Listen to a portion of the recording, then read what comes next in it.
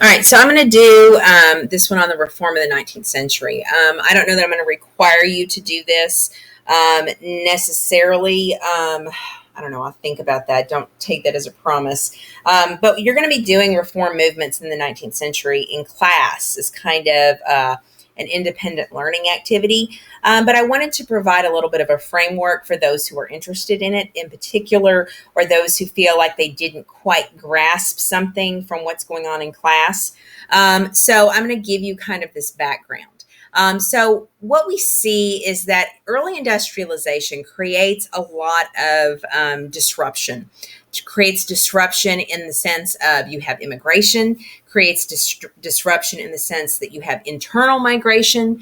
It creates disruption in the sense that you have jobs that used to be viable and paths to kind of a middle class, economically homogenous American society have now resulted in wage labor and not making a lot of money.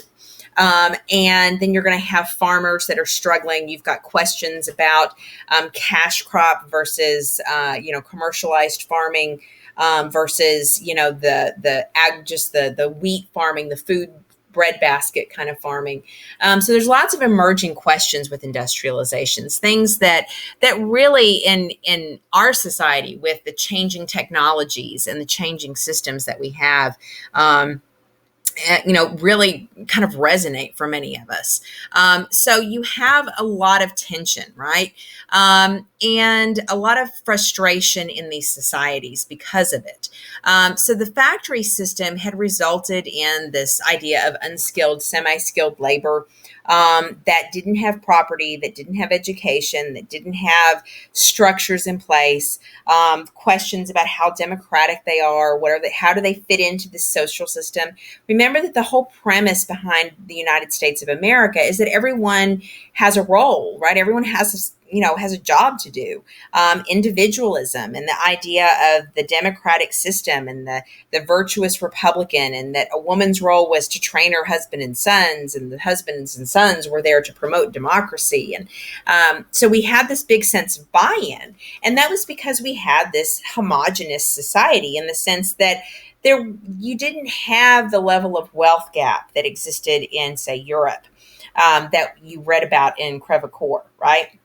Well, by the time you get to the 1830s, and particularly by the time you get to the 1850s, what you're seeing is a very different America. And remember that Crevecoeur is writing in 1782. Or was it 1792? Something like that.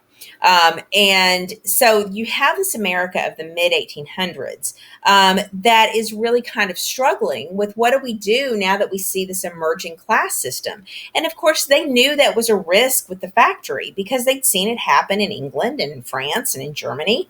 And so we have a question about what to do with these poor laborers, what to do with immigrants, what to do with increasingly crowded cities and, cities that can't handle the number of people living there. You also have supervisors and professionals that become this middle class, managers, supervisors, accountants, lawyers, doctors, teachers, clerks, all that kind of stuff, right? And these become this very strong, healthy middle class, particularly in urban areas, right? And in addition, as the country has grown and there's more expansion, as we have more transportation due to internal improvements, whether that be steamboats or railroads or just road systems, young people are starting to have more freedom, less ties to a specific community. This is why people who can't make it in the East pack up and move west. Why stay someplace if you aren't making it there, right? And so the real irony is that as we were having all these questions about society and the wealth gap and the class structure, we also have a society that is claiming more democracy, i.e. Jackson, right? Property requirements are declining for your average male voter. So this is going to be a profound shift that we're going to have happen. And the big question is, what do we do with this economic turmoil, with the uncertainty that emerges from this factory system? And it leaves people feeling very unmoored, if you will. They don't have a base to go back to. The things that they thought they understood about being in America, the artisans that had a guaranteed job, that kind of thing, doesn't seem to be working anymore. So what are we going to do? You also have this middle class that emerges as a very distinct group, and the middle class still is a distinct group. They typically had smaller families than, say, your working poor, your wage laborers, or your farmers. You're going to start to see very defined spheres, a male and female sphere. For women, it's called the cult of domesticity, or the cult of true womanhood. The idea was that your only goal in life is to take care of your husband and your children. That if you had, gifts, talents, if you had an interest in doing something other than that, you should express it through church activities or reform movements and that kind of thing. So the sphere of the home becomes dominated by the woman. There's a whole lot of emphasis here that's tied globally with the rise of Queen Victoria and the Victorian age. So it's not just in America that this emerges. And I think this is where you begin to see the real change in American society. Remember that we talked with the American Revolution, that women had been a key figure in that. Women were very important in the establishment of this country. And you're going to see that the rise of the middle class and the factory system by the 1830s is going to begin to change the role of the American woman. Now, that's not going to be the case out on the frontier. On the frontier, you have far more equality because it's all hands on deck, right? Like we've seen in American society up until the 1830s. But certainly by the time you get to the 1830s, you have a very specific sphere. You've got women as specific consumers, things being marketed just to women, products just for women, products just for the home, lots of concern about child rearing. You have the earliest books about how to raise smart children, how to raise healthy children, all that kind of stuff. Except, of course, that this middle class ideal is just that. It's an ideal. It's this perfect world that exists for, albeit a growing group of people. It's still not the largest group of people.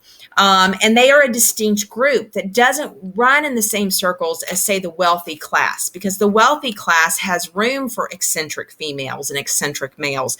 That's true up north as well as down south.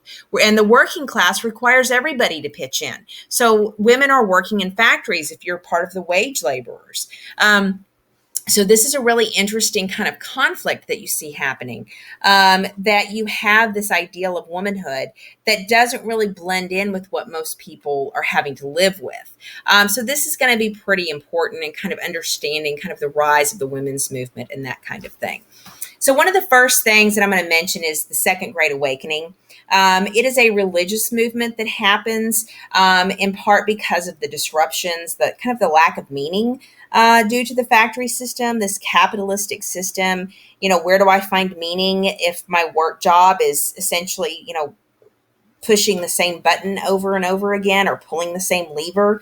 How is that fulfilling as like being a farmer or being a shoemaker or being a silversmith? Well, it's not. And so people were seeking greater meaning.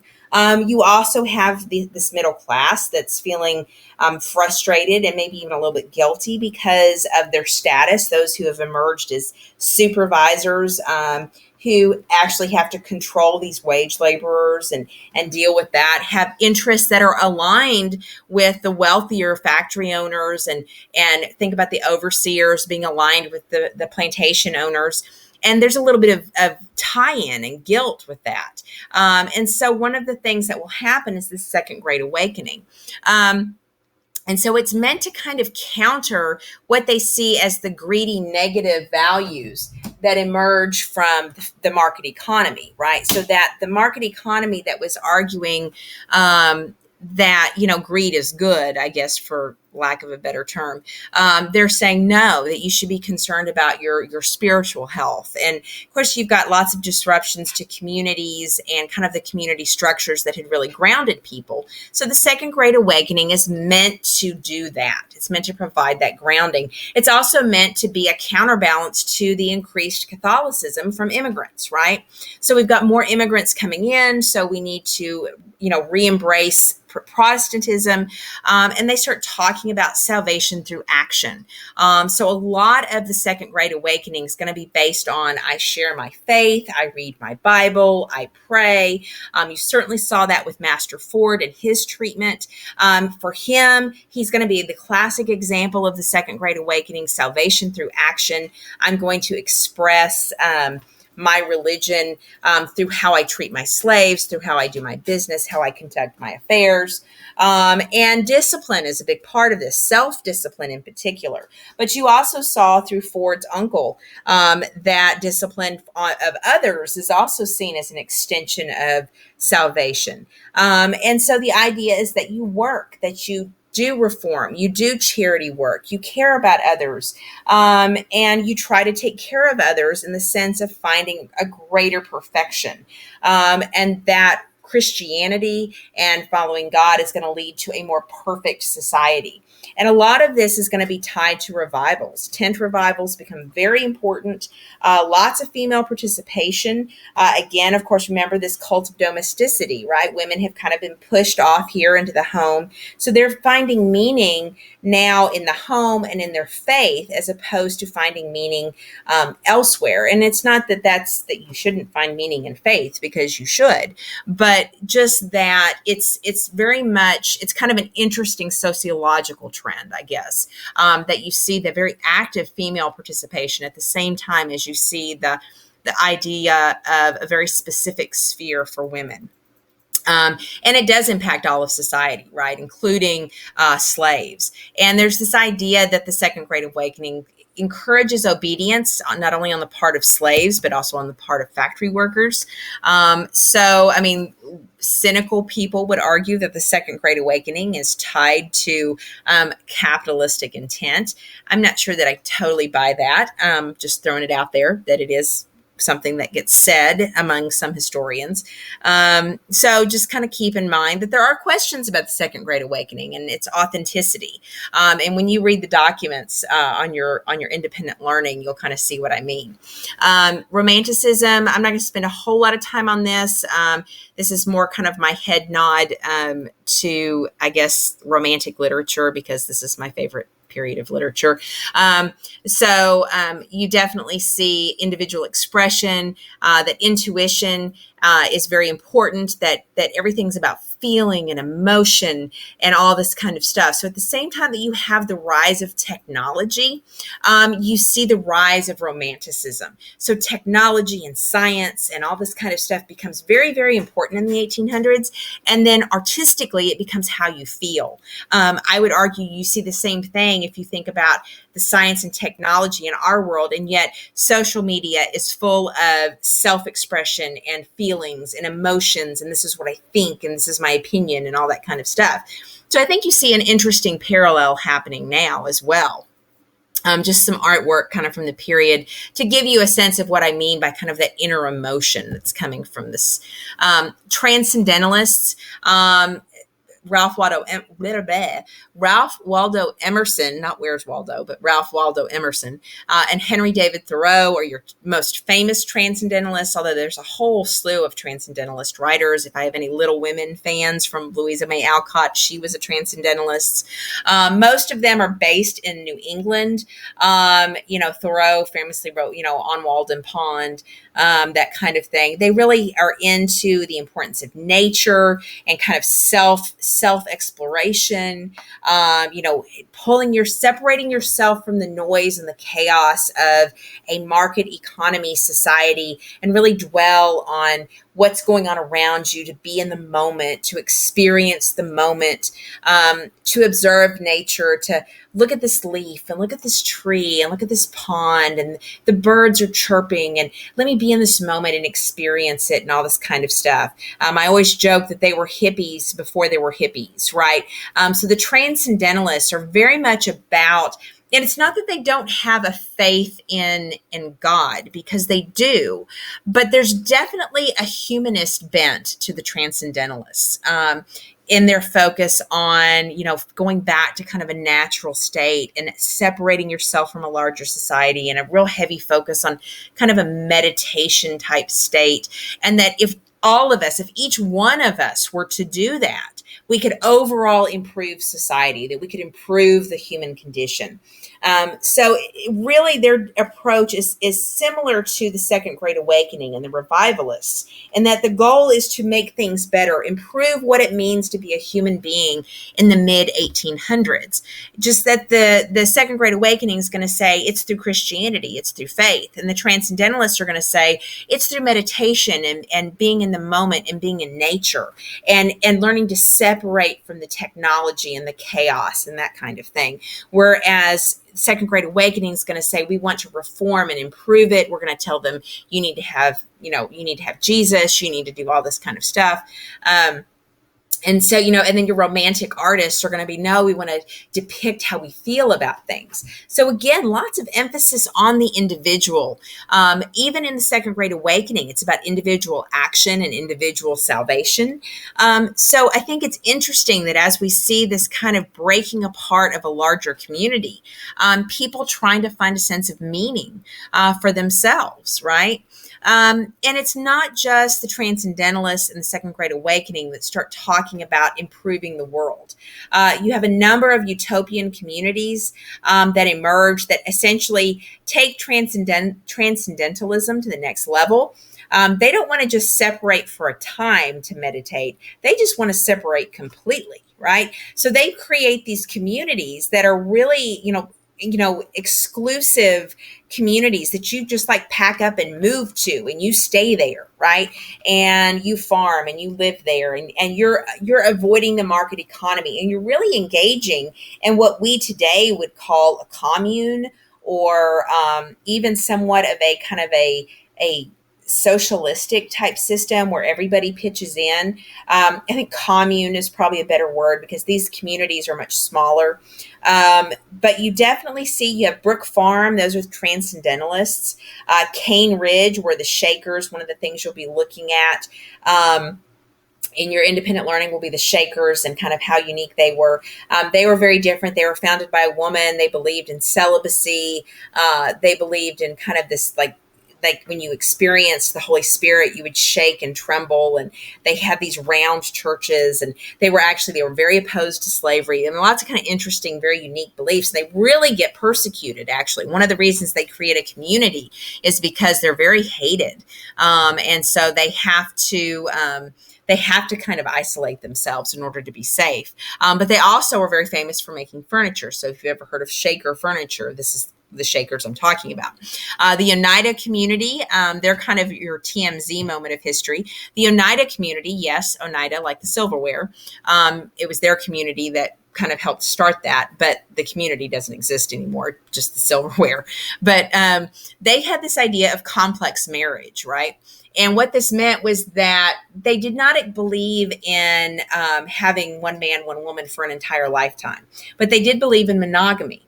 So like the community would decide when a couple could get married, and that couple would live married and they would have kids together, but the community would raise the kids. And then after a period of time, they would be separated and they wouldn't be married anymore. And then they would spend a certain number of years apart and being single. And then after a little bit, they would be allowed to marry again. And so this really kind of weird idea of kind of the community marriage, it's really kind of strange.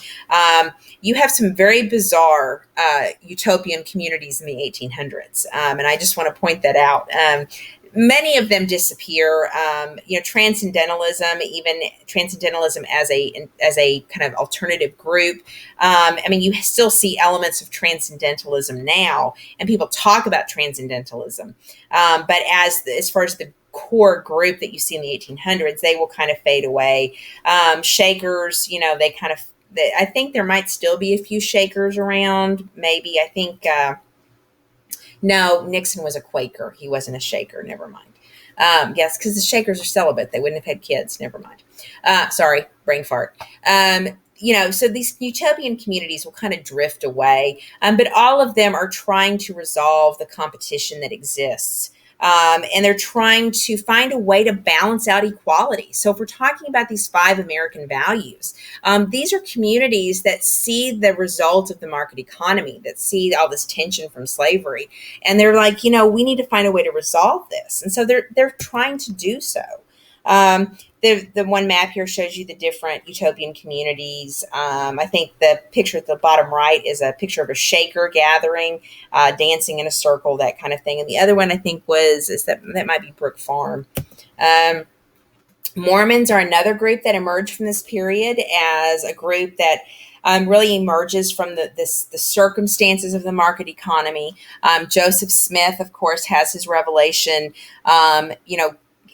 builds a group of followers and believers, and they will be persecuted, really driven from place to place to place. One of the things you'll do in your independent learning is there's an interactive map that kind of walks you through that.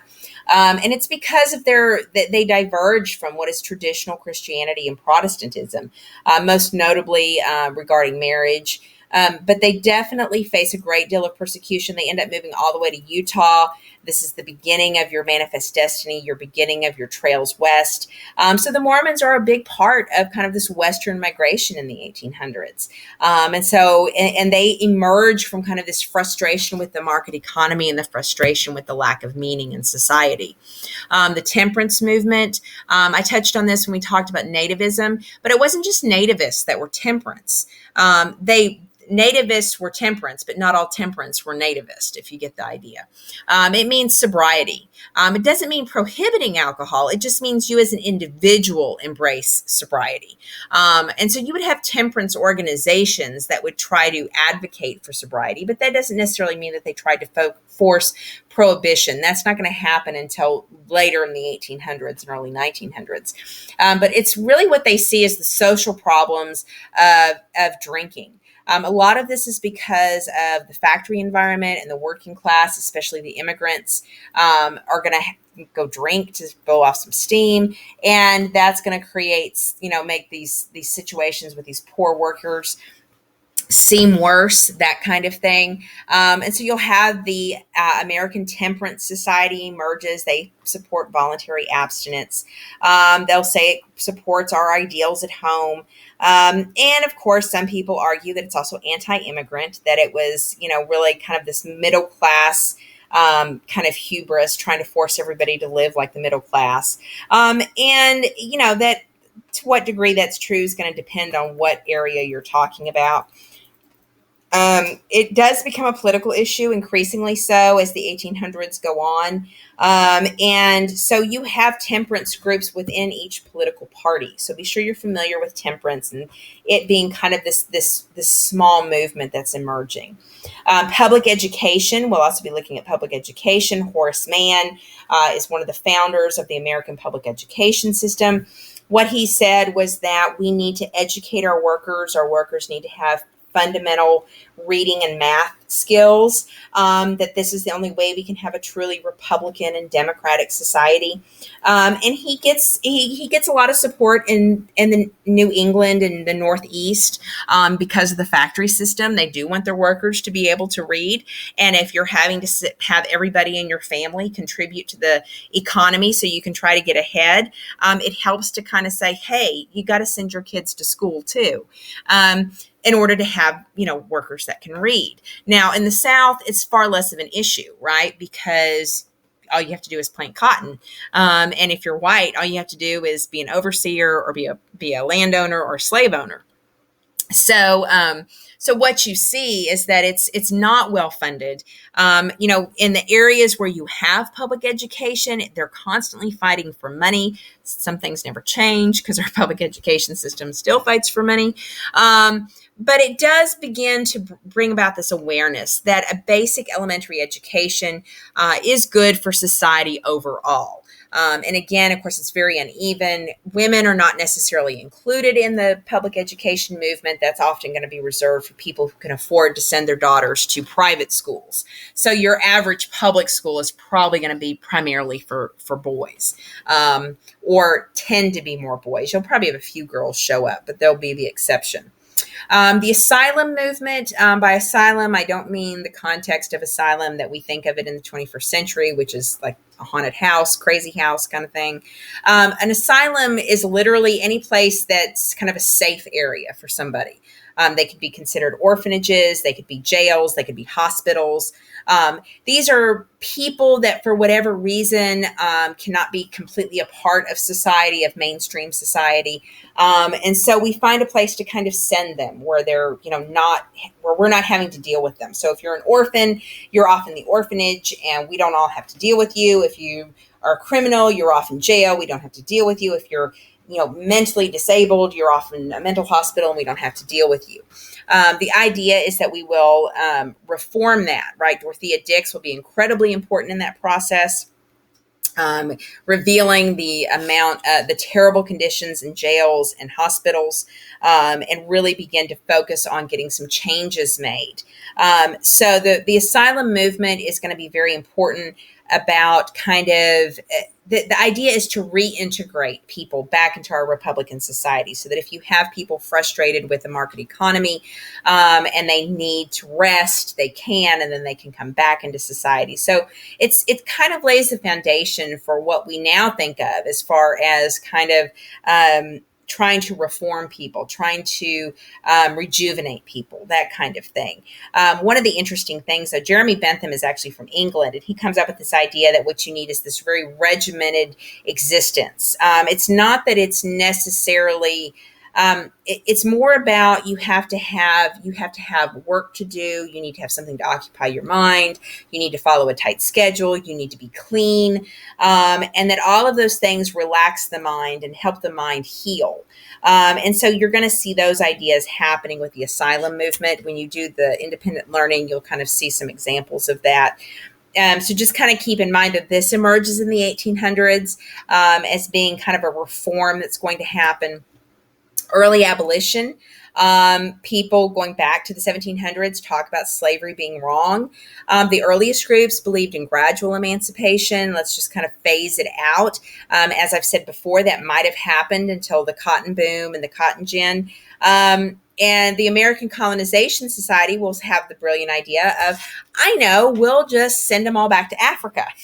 And they actually buy the area of Liberia, and they try to use that to send slaves there, except it doesn't really work. It's not very popular, widespread, but it is popular among people who are very concerned about what happens if we free the slaves, what happens to our economy and to the job force, what happens to our society, what are we going to do? And so early abolition is not so much about the equality of races as it is about concerns about slavery and the concerns about what to do with Black Americans. Now, it won't be long before you end up with radical abolition. William Lloyd Garrison is the most famous. That's immediate emancipation. They denounce colonizations. They say these people, Black Americans are a part of America. Think David Walker's appeal. The Grimke sisters are particularly active. You have some very active female abolitionists, and they condemn slavery as immoral, right? And they use these arguments about the democratic impact, the educational impact, and of course, family values. American Anti-Slavery Society is the big group, and they are of course small, but by the time you get to 1857, they are a much bigger group. So I mentioned this about radicalism because I think it's kind of an interesting concept to consider that America's always had radical ideas, right? And we talked about this going back to the Sons of Liberty, right? And the Declaration of Independence, that we have radical ideas that we embrace. And yet then we turn around and we say, well, we don't like people to be radical. And so I mentioned here that what makes abolition radical is going to be the attitude of the South. Think the beating of Charles Sumner, and bleeding Kansas, and the Fugitive Slave Act. You're going to see the global pressures. There's an abolitionist movement that's gaining strength in England. Political frustration. See the compromises that are happening. The idea of the economy, the shifting kind of market forces that mean that the factory system is getting more powerful, and really the fact that because you have a growing factory system, you have more voters that are going to be more like abolition. And you have a lot more women involved in this, right? Women who tend to be kind of feminist, feminist back when being feminist wasn't a dirty word. Right now, it's often convoluted with a lot of other things, instead of it just being about women deserving equal rights. And so I think that it's kind of interesting there. Notable abolitionists, and you can read this on your own. Sojourner Truth. I leave this in here, even though it's lengthy. I think it's a great quote by Sojourner Truth. So I encourage you to take a moment to read it. Then you've also got Frederick Douglass, and his life. You've got David Walker's appeal to the colored citizens. I've got a link here to Frederick Douglass's "What to the Slave is the 4th of July," which I think is an incredibly powerful, reading. And then, of course, Walker's appeal. And I just think that that's a fascinating story, kind of of how that is. So I wanted to be sure and, tip my hat to Black abolitionists, because we often focus on Garrison and people like the Grimke sisters. And yet there's Black abolitionists that really kind of take their power and say, you know what, this system is wrong. The resistance to abolition is pretty strong. The 1836 gag rule, I've mentioned that as being kind of a question of liberty and free speech in the House of Representatives, that any bills or petitions about slavery could not be heard. You also have lots of censorship, particularly in the South. So anytime that there was a pamphlet that was mailed down south, it would be seized. You have mob violence against printing presses. There's one famously, I think, was it Southern Ohio or something like that, where they basically kill a guy who owns a printing press that was printing abolitionist literature. And so there's going to be lots of abolition's going to be very tainted for a while. And a lot of it because you have Black abolitionists, because you have females that are advocating for women's rights. And so there's going to be some pushback against that, because they're advocating for a radical reform that is not within the context of things like the Second Great Awakening. And of course, we've seen radical groups, whether it's the utopian communities like the Shakers, or whether it's the Mormons, or even the Transcendentalists to a lesser degree. Anybody who embodies these kinds of unique and radical viewpoints is going to be targeted. And I think that's pretty interesting. You're going to see this idea of where they kind of abandon the moral persuasion of trying to work with institutions, and they turn to actual, we need to overturn slavery. The women's rights issue is going to present a real problem for them. We'll talk about that some in a second. Uncle Tom's Cabin, of course, is a big deal there too. And then you get to the women's movement. At the turn of the 19th century, women could not vote. They weren't equal. They had limited opportunities and limited control over their property. And this begins to be a real problem. Now, as the market economy creates boom and bust cycles, you will see a loosening up of the property limitations, because men would quickly figure out, if I put property in my wife's name, then it's shielded from bankruptcy or something like that. But it's often very uneven from state to state. And this is one of the problems, is you don't have this unanimous approach to women's rights. And so women will begin to talk about this. Of course, remember the importance of women to the revolution in the early 1800s. Abigail Adams, remember the ladies. And so you've got this real question about women and what to do with them. And of course, the Second Great Awakening, advocating for women's participation in reform movements, is kind of going to be a part of that. So women begin to really be be concerned. You've got the Grimke sisters. You're going to see Elizabeth Cady Stanton, Lucretia Mott. Seneca Falls in 1848 is when they issued the Declaration of Sentiments. You're going to be reading that in our independent learning. That's going to ultimately lead to some legal reform, but not a lot. And ultimately, what will happen is that the decision will be to support slavery over anything else. And so slavery is going to take top billing, at least until after Reconstruction's over. So I want to point out that women were indeed advocating for rights as early as 1848. So like I said, the idea of feminism, while it has a dirty implication now, it's been around for a long time, women talking about deserving the same rights as men, that kind of thing.